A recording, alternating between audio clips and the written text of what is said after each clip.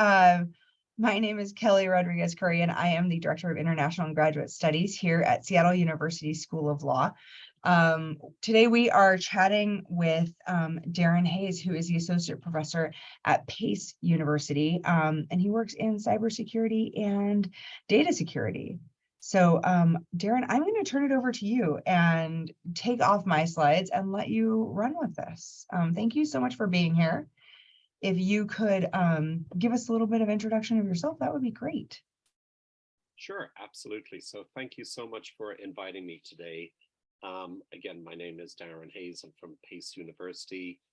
Just a brief kind of bio. I worked in financial services for about 13 and a half years, and then I transitioned over to teaching. And then when I transitioned over to teaching, I became involved in digital forensics. I was motivated by digital forensics and seeing the power of it being used to find exploited children, victims of human trafficking.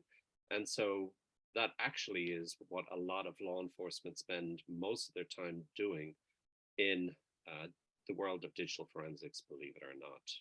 So it's highly motivating to teach a subject like this, but also to practice it. So I have my own consulting company. I work on different types of investigations.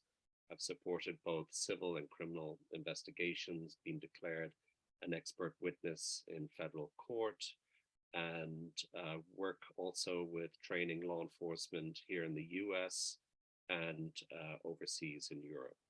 So great to be here. Thank you. So, the first thing I just wanted to begin with is, what is security? And when we think about security, we're thinking about being proactive, protecting different types of networks. It can be your home network, where you have lots of different devices connected to the internet, maybe a Ring doorbell, maybe a Roku, maybe a speaker like Alexa, for example, and also different hosts that operate on that network. So that could be your phone or your laptop or that kind of thing. In recent years, we've had something called threat intelligence emerge. And threat intelligence is really interesting because what it does is, rather than just look at security tools and protecting systems, it actually looks at things such as social media. It might be used in terms of performing background checks on potential employees. It may be used to identify employees who may be leaving the company, or even employees who could be a potential threat in terms of selling intellectual property to other people. And so threat intelligence has become really, really important in recent years, especially in areas such as entertainment industry, sports. So I know people in threat intelligence, for example, they're worried about drones attacking stadia today, sports stadiums. So Major League Baseball, NBA, these kinds of companies have hired a lot of people in threat intelligence, looking to see on social media if people have brought any weapons to a game and those kinds of things. And this became really big in the era of Occupy Wall Street and hacktivist attacks on banks and big businesses. And then we have what's known as security operations centers, and they monitor things like networks to identify potential threats. And then we have people who work in incident response. And incident response can be anything from, and I've actually seen this, somebody in Brazil being held at gunpoint and asked for their laptop and phone while they're on business, to a network breach where maybe a state-sponsored attack has occurred on a network. Or it could be, human resources. Somebody from human resources was organizing a party for a certain cohort of employees, and they inadvertently sent a list of names of employees to many other people who shouldn't have been on that list, and sharing that information. And then within this is something called digital forensics, which is different from security because these people are brought in to investigate a network attack, for example, or a network breach. And so these people have a different skill set in that they work within the bounds of the legal system. So they use things like write blockers. They use a chain of custody form to make sure that evidence is securely moved from one person to another. And we have things that are a concern to us and also to people in compliance, such as ITAR, which has to do with maybe technology advancements and innovation that may have been on a laptop that was lost or stolen, intellectual property, and personally identifiable information. So a company, when they hear of an incident where an employee's laptop or phone has been stolen or lost, they don't really care about the equipment. What they care about is the technology on that device and the intellectual property and any personal information that may require some kind of reporting to a regulatory body. Incident response investigations have changed over time, and they used to be driven by people in incident response and technical people. But because of recent legislation, such as the General Data Protection Regulation in Europe, which is used to protect consumer personal information, now we have these investigations that are led by legal. So there are many cyber legal people today, people who have a law degree, but also have a background in technology and maybe even have a degree in computer science or information systems. And people in incident response also interface with data protection officers. And these are people who represent one or more countries and inform legal what the reporting requirements are, maybe at a kind of a federal level, if it's the European Union, or what are the reporting requirements on a state level for their particular country. And compliance obviously plays a really, really important role in making sure that notifications after a breach occur and the proper regulatory bodies are informed about what happened, when it happened, and who was impacted. So what has changed in terms of security and incident response and compliance? Well, legislation has. So for example, financial institutions used to be really concerned about regulatory risk. And regulatory risk, I heard one figure, has cost banks sometimes on average about 100 billion a year in fines.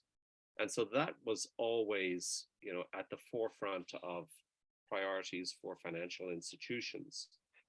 And that changed with the introduction of the General Data Protection Regulation in the EU, because suddenly fines were being given out for tens of millions of dollars.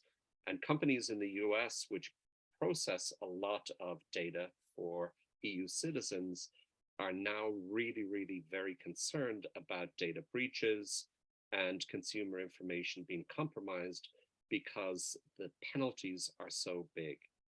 They can range anywhere from 2% of global revenue to even 4% of global revenue.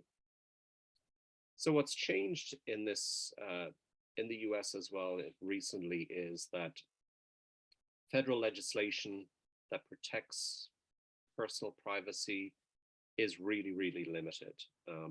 I think it could have something to do with lobbyists on Capitol Hill who, don't want to see privacy legislation passed. And so states have decided that they are going to move themselves to introduce privacy protections for their citizens. And this is what's happened in California, for example, with the California Consumer Privacy Act, where if a company suffers a breach, there are certain protections that that customer has, and that customer can also limit the amount of information that a company collects on them. Other things that have changed as well are Sarbanes-Oxley, which is a system of auditing that also has to deal with risk and compliance. And brings in ideas of security, the privacy card industry data security standard, whereby customer data has to be encrypted by anybody that facilitates a payment card transaction. And one of the big changes is the introduction of New York State Department of Financial Services, Part 500. This is legislation that lays out what a company, a financial company operating in New York, needs to do in terms of cybersecurity planning.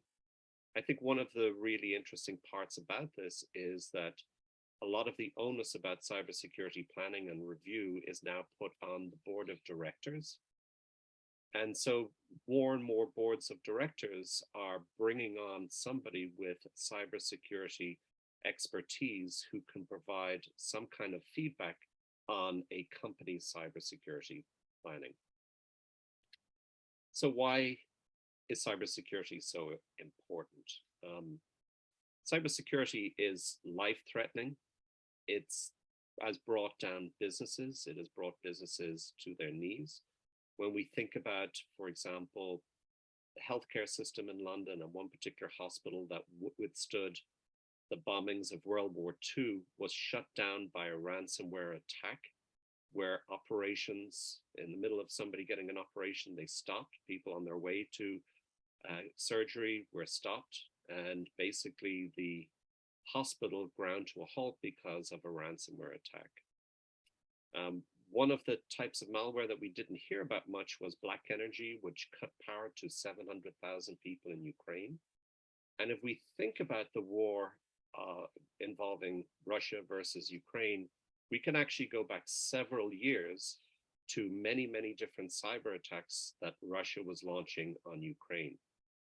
Unfortunately, many of these types of malware actually infiltrated networks in the US and across Europe and across Asia and other countries, which also impacted a lot of businesses. One business that was dramatically impacted was Merck. And according to a report by Bloomberg, this ransomware attack cost Merck 1.3 billion. It stopped drugs being distributed, stopped research and development, and cost, again, an amazing amount of money. A number of years ago, the FBI reported that there are more than 4,000 ransomware attacks daily. So jobs in cybersecurity and incident response are not going to dry up anytime soon. In fact, there are a lack of people available for these jobs. One estimate puts it at about 3 million open positions currently in cybersecurity. So we really, really need that pipeline of people. Advanced persistent threats are state-sponsored attacks, which involve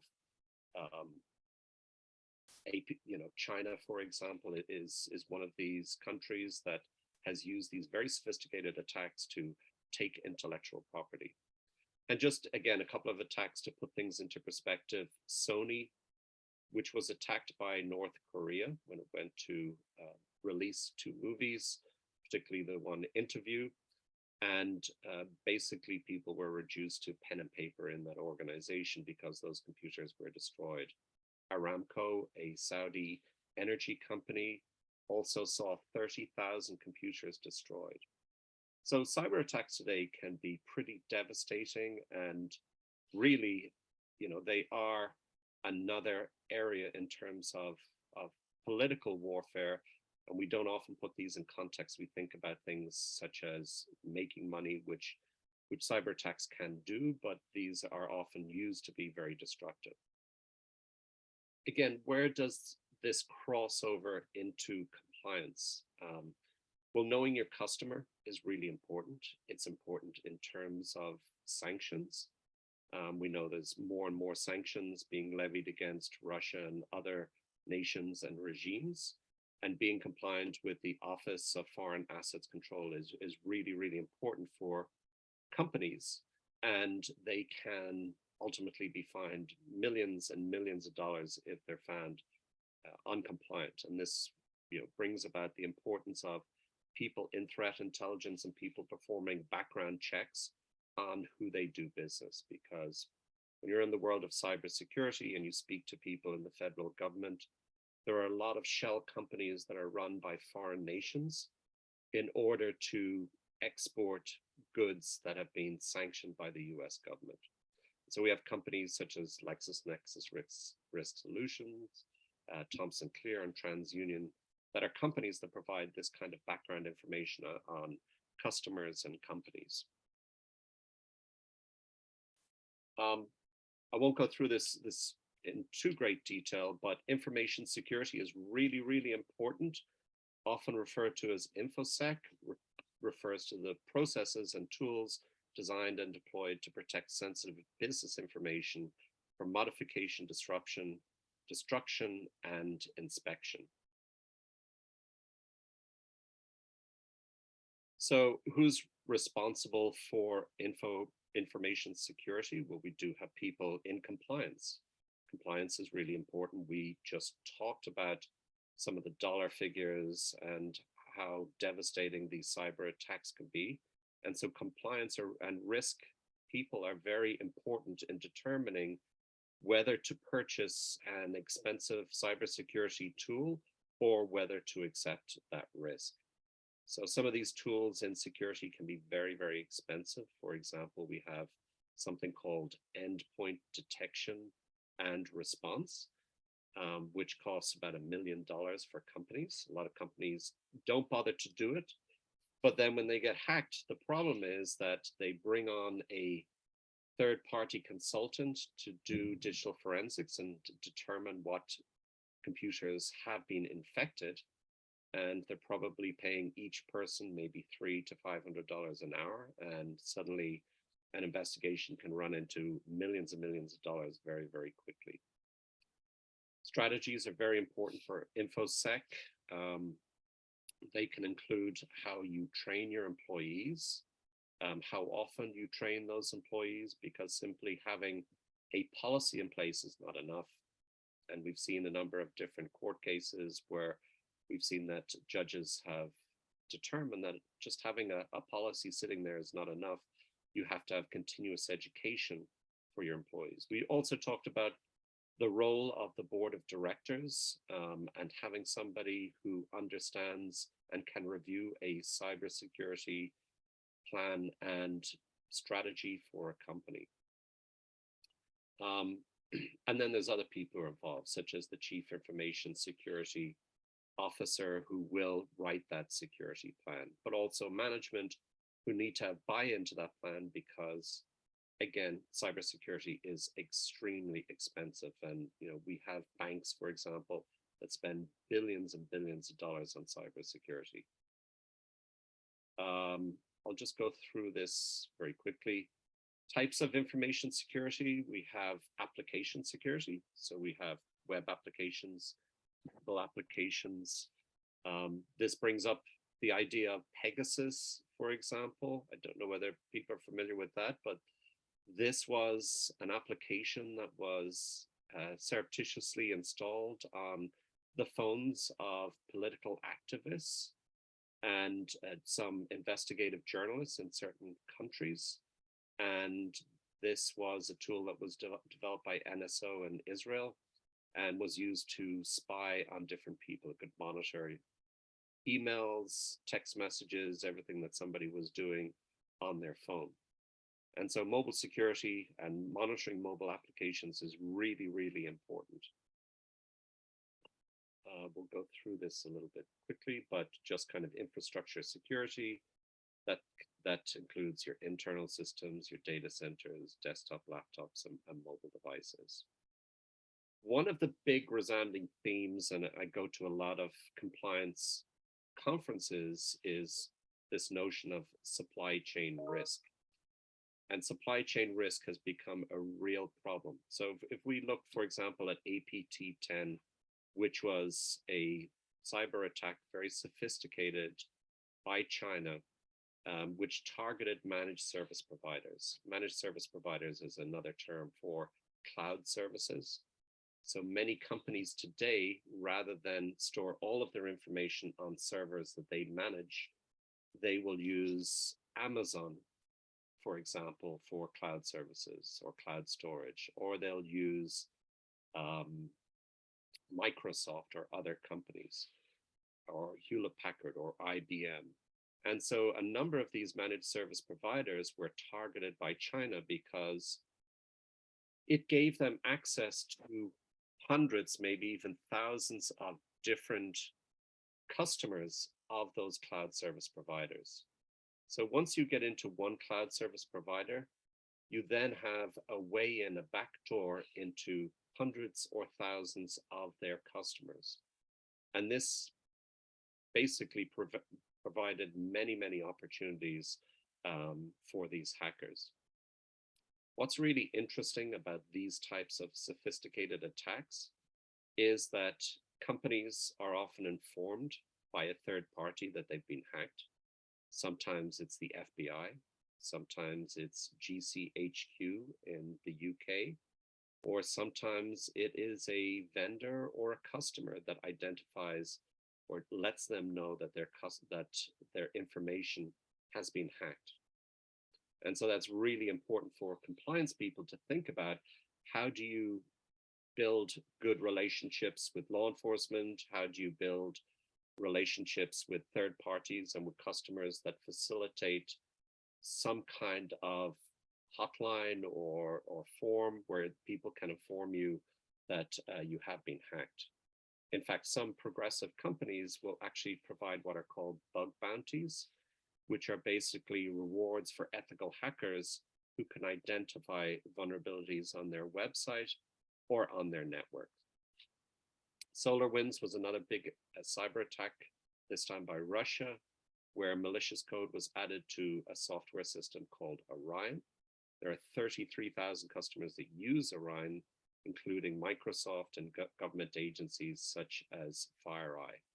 And so one of these hacks can, again, impact hundreds or even thousands of other different companies. I'll just skip over this a little bit. We talked about this before. We often hear about cyber insurance. It's talked a lot about in the world of compliance. Should we get it? Should we not? The fact of the matter is there are many companies who are actually denied approval for cyber insurance. If you are a company, for example, that has paid a ransom after a ransomware attack, chances are that a cyber insurance company will not insure you. There has been a huge increase in premiums over the last couple of years. We've seen about a 300% increase, and that's because of the huge increase in network attacks.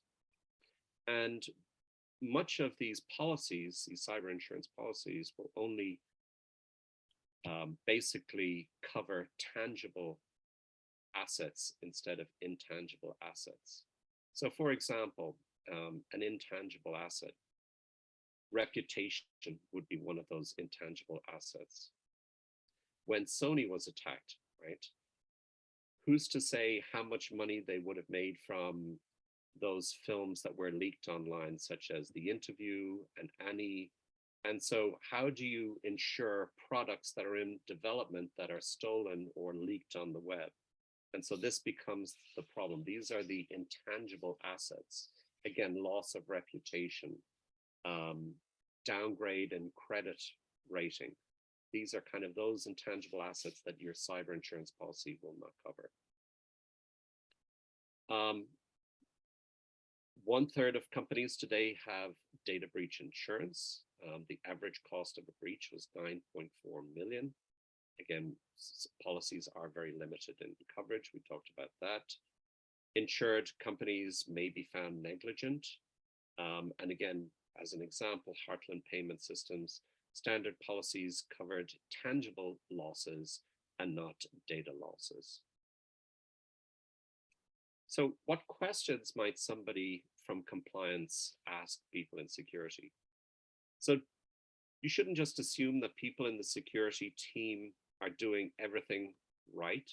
And very often people who work in security think that maybe security doesn't apply to them because they're more savvy and not going to be tricked by phishing emails. Again, a phishing email is an email with a link in it, and you click on it and suddenly Somebody has ownership of your computer and can do a lot of bad things.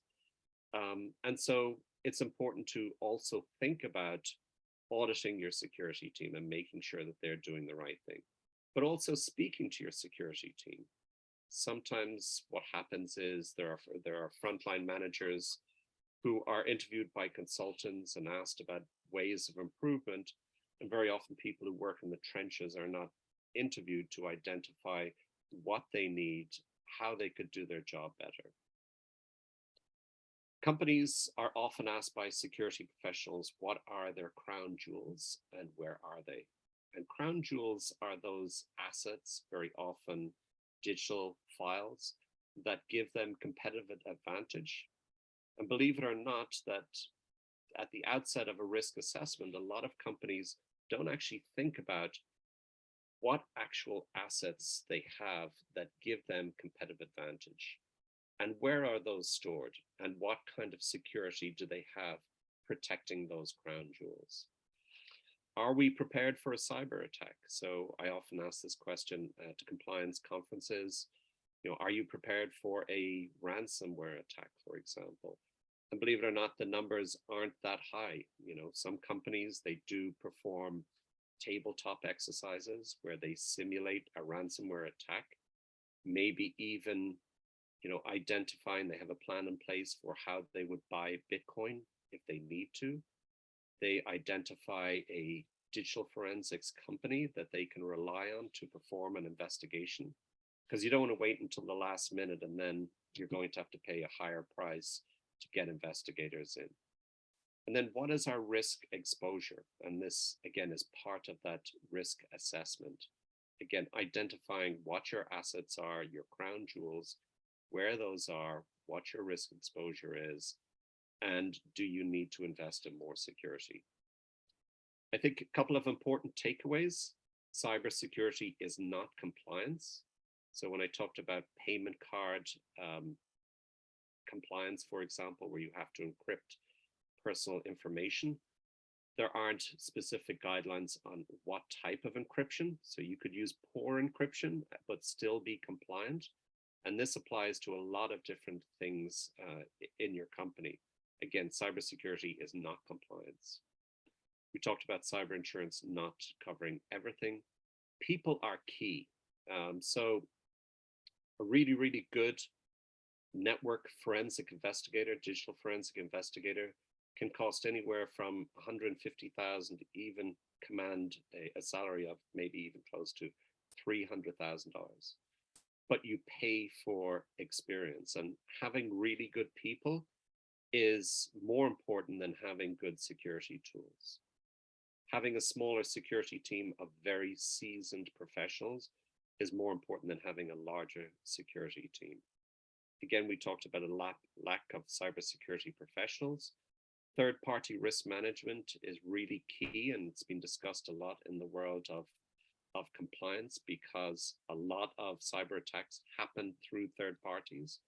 And while it's hard enough for us to monitor our own cybersecurity policies and tools that we're using, identifying what cybersecurity policies our third-party partners have in place is also as difficult. Most companies are informed about breaches by a third party, and we talked about that before. So these are some really important key takeaways. I think one thing I would just add to here is that physical security is really, really important, and a lot of people don't think about that. There are people who are walking in with uniforms to firms, dressed up as a utility person or a courier from FedEx or UPS. And people need to think about physical security as much as they need to think about cybersecurity. So thank you for listening. And I'll just stop sharing that. Yeah, no worries. That was great. Thank you so much. I was really interested by the idea that boards of directors, I do a lot of I do a lot of work with boards, and the idea that we're moving there with boards, right? So over the years, we've kind of moved there legally, right? So most boards have at least one, if not half of the board is lawyers. And the board that I'm on, half of us are lawyers, but the idea that we're moving there in a data and security, cybersecurity standpoint makes sense, right? I mean, I look at the organization that I sit on a board for, and from the outside, we're just a membership organization. We don't, we're not a technology organization. We don't have products specifically that we are buying or selling. And yet I think about the amount of information that we have and the amount of information that our members entrust us with. And of course, it makes a lot of sense that we need to protect that information. So it's fascinating, actually. I'm wondering, I'm like, does our B&O insurance directors and officers, does it cover that? I mean, supposedly if I'm doing my due diligence, I'm covered, but we'll see. So let's see, I didn't see any questions coming through initially, but certainly if anybody has any questions, you're welcome to ask them, or you can put them in the chat. I'm curious, Darren, we've got a few minutes here. What sort of trajectory did you kind of take in your career to land you where you are now?